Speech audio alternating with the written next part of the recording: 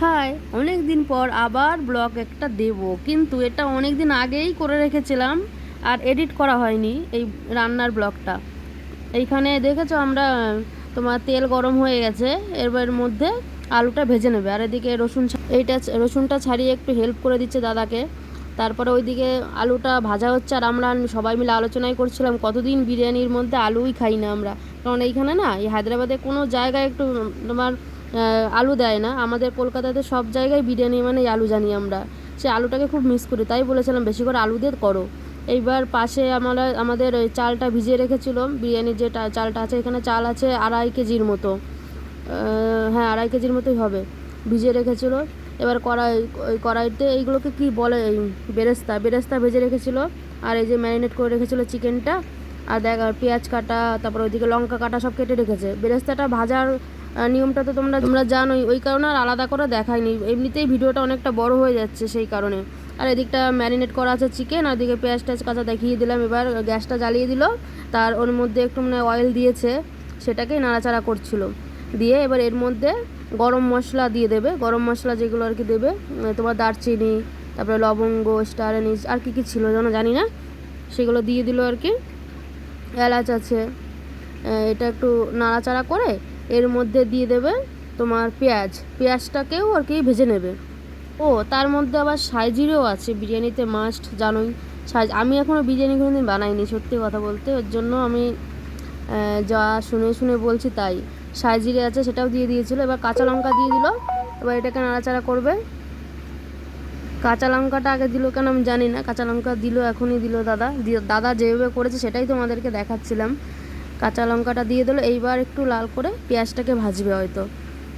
পেঁয়াজগুলো দিচ্ছে, পেঁয়াজ একটু বেশিই লাগে বিরিয়ানিতে। পেঁয়াজ তো বেরেস্তাতেও পেঁয়াজ, মানে উপরে যখন ডেকোরেশনটা হবে তখনও পেঁয়াজ দিতে হয়। আবার চিকেনটা কষানোর সময় পেঁয়াজ দিতে হয়, পেঁয়াজ আবার খাওয়ার সময় পেঁয়াজ ছাড়া বিরিয়ানি ইনকমপ্লিট। পেঁয়াজটা দিতেই হবে। তাই এখন বললাম ঠিক আছে, বেশি বেশি করে পেঁয়াজ দাও। তাই দিল, বেশি বেশি করে পেঁয়াজ দিল।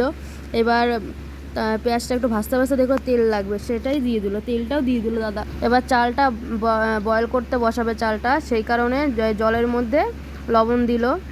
লবণ দেওয়ার পরে এবার আরও সেই তোমার সাইজিরে, তারপরে লবঙ্গ, এলাচ, দারচিনি, তেজপাতা, বিরিয়ানি যেগুলো লাগে আর কি চাল গরম করতে, এই চালের জলে দিতে হয় যেগুলো, সেগুলো দিয়ে দেবে।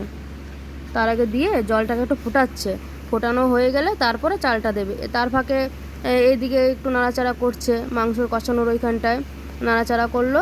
এবার ভাজা ভাজা হয়ে গেছে দেখেছো পেঁয়াজগুলো, তার মধ্যেই এই টমেটোটাও দিয়ে দিল। টমেটোটা কুচি কুচি করে রেখেছিল, টমেটোটা সেটাই দিয়ে এখন নাড়াচাড়া করবে। নাড়াচাড়া হয়ে গেলে মানে একটু ভাজা ভাজা হলে তারপরে এর মধ্যে দিয়ে দেবে আদা বাটাই দেবে শুধু। আর ওইদিকে ওই বাদ বাকি যেগুলো দিতে হয় জলের মধ্যে, তেজপাতা, ওইগুলোও দিয়ে দিচ্ছিল। এটা একটু নাড়াচাড়া করছে, নাড়াচাড়া করে ভাজা ভাজা করতে হবে আর কি, সবগুলোতে একটু ভাজা ভাজা করতে হবে, না নাহলে তো হবে না। যেই ভাজা হবে তারপরে আদাটা দিয়েও অনেকক্ষণ ভাজতে হবে। আদাটা বেশিক্ষণ ভাজতে হবে, কারণ আদার একটা কাঁচা গন্ধ থাকে, ওই কারণে একটু বেশিক্ষণই ভাজতে হবে, নাহলে কাঁচা গন্ধটা যাবে না, না ওই কারণে ওটা আলাদা পরে দেবে আদাটা। এটা ভাজা হয়ে গেলেই তারপরে আদা দেবে। এ দেখো, এবার আদা দিয়ে ভালো করে কষানো হয়ে গেছে। এবার আস্তে আস্তে গুঁড়ো মশলাগুলো দিয়ে দেবে। সেটা হচ্ছে তার মধ্যে প্রথমে দিয়ে দিচ্ছে লবণ 2 চামচ দিয়ে দেবে। তারপরে দেবে তোমার এটা হচ্ছে চিকেন মশলা, ওটাও 2 চামচ দিয়ে দিল। এবার দেবে ধনে গুঁড়োও 2 চামচ, মানে সবগুলোই 2 চামচ করে দিতে দেখলাম। ধনে গুঁড়ো দিল। তারপরে দেবে কাশ্মীরি লঙ্কা গুঁড়ো আর জিরে গুঁড়ো, এইগুলো দিয়ে ভালো করে কষাবে। জল দেবে, একটু গরম জল দেবে, দিয়ে ভালো করে কষিয়ে নেবে। লাল লাল যখন তেলটা বেরোবে ততক্ষণ পুরো কষাতে হবে। তেলটা অল্প অল্প গরম জল দিচ্ছে, নাড়াচ্ছে। তারপরে এইভাবে করেই তোমার পুরো লাল করে কষিয়ে নিতে হবে। তেল ছাড়ার পরে তারপরে দেবে তোমার ওই 500 থেকে একটু কম, মানে তোমার টক দইটা দিয়ে দেবে। 2.5 কেজি চাল তো 500 দিলেও হবে, 500 থেকে একটু কমই দেওয়া ভালো। 500 থেকে একটু কম দিয়েছে টক দইটা, সেরকম দইটা দিয়ে আবার নাড়াতে হবে। নাড়ানোর পরে 5 মিনিট পরেই তোমার লেবুর রস, একটা গোটা লেবুর রস দিয়ে দেবে। তারপরেও 2 মিনিট নাড়াতে হবে। নাড়িয়ে তারপরে তোমার ম্যারিনেট করা চিকেনটা দিয়ে দেবো। অতটা দেখাচ্ছে না, ভিডিওটা অনেক লম্বা হয়ে যাবে বুঝলে, ওর জন্য বেশিক্ষণ দেখাচ্ছে না। দেখো এবার টক দইটা দিচ্ছে, টক দইটা দেওয়ার পরে তোমার ওই লেবুর রসটাও দেবে, লেবুর রসটা দিয়ে চিকেনটা দিয়ে নাড়াবে। এবার আমি তোমাকে চিকেনটা দেওয়ার পর দেখাচ্ছি কেমন। দেখো এই যে হচ্ছে চিকেনটা দেওয়ার পর কালার এসছে, দেখেছো? চিকেনটা দেওয়ার পর এরকম কালার এসছে। এরপরে আস্তে আস্তে নাড়াচাড়া করতে করতে এটাকে ভালো করে কষিয়ে নিতে হবে।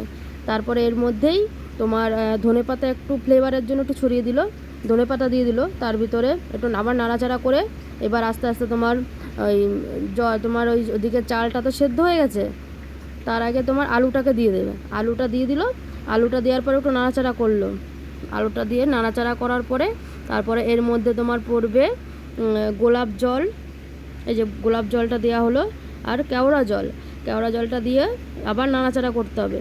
নাড়াচাড়া করার পরে তোমার যখন দেখবে তোমার ভাতটা ফুটে গেছে, বুঝলে তো, ভাতটা যখন তোমার 70% বা 75% হয়ে গেছে ভাতটা, সেই তখন ডাইরেক্ট তোমার ওই জলের মধ্যেতে কোনো রকম ছেঁকে ওই মাংসের ভেতরে দিয়ে দিতে হবে। এই দেখো সেটা প্রসেসটা দেখাবে। ওই ভাতের মধ্যে জলটার মধ্যে না একটু পুদিনা পাতা দেওয়া হয়েছে ফ্লেভারের জন্য, সেটা তোমরা দিতেও পারো না দিতেও পারো, এটা তোমাদের মর্জি। আমাদের ফ্লেভারটা ভালো লাগে বলে তাই একটু পুদিনা পাতা দেওয়া হয়েছে ওই ভিতরে, ঠিক আছে? পুদিনা পাতা দেওয়ার পরে পুদিনা পাতা দেওয়া হয়ে গেছে এখানে, এবার একটু গোলাপ জল দিয়ে দিল ওই চালটার মধ্যে, ওই চালটা এবার দেখেছো তো দেখলো যে তোমার 70% হয়ে গেছে। ও মাঝখানে না একটু জলের মধ্যে না তেলও দিয়ে দিয়েছিল, সাদা তেল। এবার দেখো আমাদের 70% চাল হয়ে গেছে, যেহেতু সেদ্ধ সেই কারণে পুরো সরাসরি ওইখান থেকে নিয়ে একটু কোনো রকম ছেঁকে নিয়ে চিকেনের উপরে পুরো ভালো করে লেয়ার করে দিয়ে দিল চিকেনের উপর ভাতটা। আমি না জানতাম যে ভাত হয়ে গেলে জল ঝরিয়ে শুকিয়ে তারপরে বিরিয়ে নিতে দেয়, আমি সেটাই জানতাম জানো তো। কিন্তু এইখানে আজকে নতুন ওইটা শিখেছি যে জল এরকম কোনো রকম একটু ছেঁকে দিয়ে দিলে একটু জল জল থাকলে ভাতটা সেদ্ধ হতে ভালো হয়, সেটা ভালো লাগে বেশি। আমি সেইভাবেই করব যেটা দেখলাম, আর ভালোই হয়েছিল খেতে, সেই কারণে এই প্রসেসটাই করব। দেওয়া হয়ে গেল। এরপর এর উপরে তোমার দুধের মধ্যে কী যেন কেশরটা গুলে উপরে ছড়িয়ে দেবে। তারপর ফুড কালারটা দিয়ে দেবে। তারপরে ভেজে রাখা বেরেস্তা যেটা উপরে রেখেছিল না একটু মুচমুচে থাকবে বলে, সেই বেরেস্তাটাও দিয়ে দেবে উপরে। আর সব থেকে যেটা না হলে হয় না সেটা কি বলো তো, সেটা ঘি। সেটা যে যেমন খায় বেশি করে ঘিটা ছড়িয়ে বাস রেডি, এবার দমে দিয়ে দিলেই রেডি। খুব সুন্দর হয়েছিল, তোমরাও এইভাবে করে খেতে পারো। আমার বোঝাতে প্রবলেম হতে পারে তোমাদের বুঝতে, কিন্তু দেখো করে ভালো লাগবে। বাই।